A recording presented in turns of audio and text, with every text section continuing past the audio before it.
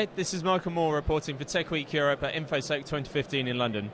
I'm joined by David Duncan, who is the Chief Marketing Officer at Webroot. David, thank you very much for joining us today. Thanks, Mike. Thanks for having me. No problem. So what brings Webroot to InfoSec 2015? Well, we come to InfoSec every year, so we like this show an awful lot. It's really a place where all of the industry can get together. We can talk to enterprise customers, we can do business development, all of that. So it's a great event, great venue. Great. So what are the kind of main focuses this year? You guys obviously released some research recently. Do you want to talk about that? Yeah, we did. We released our 2015 threat brief, which is really all about the threats that we've seen across the world over the last year. And so it has a number of key statistics in there and key findings. And a lot of vendors have key findings of different types or different numbers, and some of those kind of correlate together. But for Webroot, a couple things that kind of shocked us and stood out were, on average, about 85,000 bad new IPs every single day. That's very problematic because if you're a next generation firewall or you're a UTM provider, you have to constantly be updating yourself with the latest information on threats, and many of those devices have problems in terms of how often they can be updated. So we built a series of products and technologies that tap our Bright Cloud threat intel data into those devices. And we already OEM to a lot of the next generation firewall manufacturers.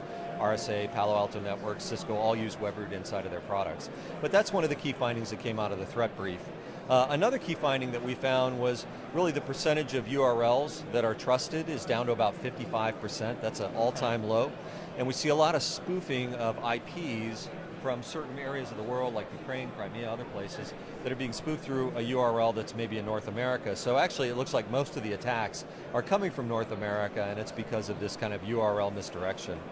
A third thing that we found that was really interesting is we categorize and track about 15 million mobile applications from the various mobile stores, and people love their mobile apps. What's been shocking to us is a few years ago, 4 or 5% of mobile apps were either suspicious or malicious. Now it's over 20%. So that's a big key trend that we're tracking. We're seeing a lot of sources of infection and malware delivery coming from mobile apps that people just don't think about, and they download off of different stores onto their BYOD devices. And then from there, of course, they bring them into the enterprise, and we know what happens then. So yeah, we've seen quite a few high-profile security attacks recently. Do you think cyber criminals are just becoming more adventurous or braver, or is it people aren't really taking No, I think what's happened is the bar has been lowered to such a level, okay, that it's very easy to get into the cybercrime game. Yeah. You and I could literally go out together. We could go get a Tor browser. We could go out onto the web. We could go onto one of the chat boards. We could buy, for a couple of Bitcoins or even 1 Bitcoin, we could buy a Perkle malware development kit. We don't have to know any programming. And you and I can actually create malware, like a phishing attack scam. Then we can go find a botnet for hire somewhere, and for less than a penny an email, we could send out 100,000, 200,000 emails with an expected click-through rate of somewhere between around 7 and 8%. Yeah. And we're going to monetize that. We're going to easily make money at that. So for a $25,000 investment, maybe maximum, we could end up with a lot of money in our pockets. And so it's just so inexpensive for them to do this. There's so many ways and places that they can attack, and it's so cheap for them to get into the business. It's just a lot of people are doing it.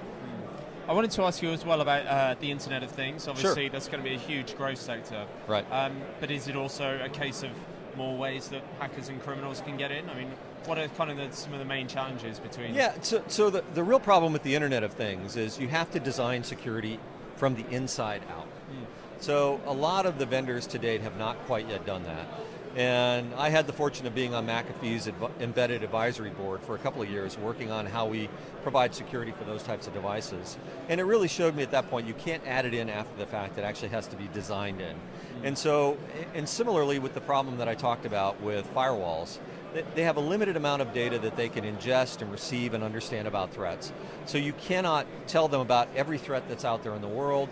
You can't potentially protect them all from every threat that's there. It has to be very specific to what that device or that network is actually seeing. Yeah. And so you need something that's a bit more predictive that can filter out what's hitting those devices today, block those, but then also predictively block the things that are going to hit it tomorrow, because they typically have very strict limitations on CPU, memory, foot space, and many of these devices are headless. They don't have a user interface. So there's nobody to say to go do something with some threat that's been detected.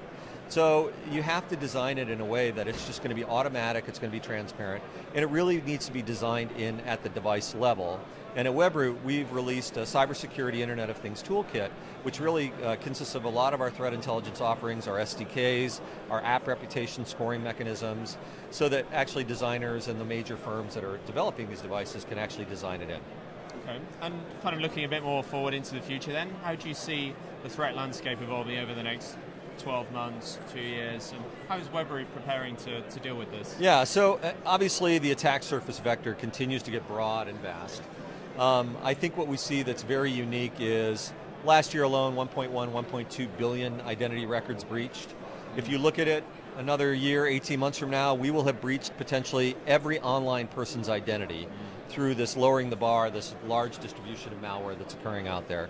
We also saw about 200 million samples of malware last year, which represents 50% of the total that we've seen worldwide. So it's just a fire hose of new malware variants and types and more complex attack vectors that we're seeing. How's Webroot fighting that? We believe that the only way to truly fight this off is one protects many, many protects all. And what that means is we have to take threat intelligence data from lots of disparate sources, from endpoint sensors, from NGFWs, from UTMs, from lots of different areas of the online topology, and we need to share that threat data into a common cloud or an ecosystem. We call that collective threat intelligence, and the way we kind of explain that is, think of the birds being attacked by the hawk, the birds form together to form a dragon, they chase the hawk away, or the tuna create a giant uber shark that goes out and chases after the white shark that's chasing them. So collective threat intelligence really shares threat data along the dimensions of IP, URL, application, file, all these different things, and across a large number of vendors and a large number of customers, right? Millions of sensors all together, so that when I'm traveling here, let's say at the event, and I encounter some new threat on the hotel wireless network, the information, the behaviors about that threat are communicated to a threat cloud like Bright Cloud, which is Webroot's cloud, and then it's disseminated in near real time to all the different devices and topologies that are being protected by it. So we really believe that one to many, one protects many, many protect all is really the right way to go, and you'll see more of this in the industry, and that's a key trend. So you're seeing some standards that are being developed around how to share collective threat data across organizations or within vertical markets. So there's the ISACs for financial services, you've heard about STIX and taxi, and a number of these standards are being built to allow this sharing of threat data. The more we share that threat information and the more we make it actionable, the more we're going to be able to fight off this incredible tidal wave of malware attacks that are hitting us. So together we're stronger then? Absolutely, together, almost a collective or a community approach to cybersecurity. And that's what we believe in at Webroot. Great, well thanks very much for your time, David. Enjoy the rest of the show. Thank you. I've been Michael Moore, reporting for TechWeek Europe.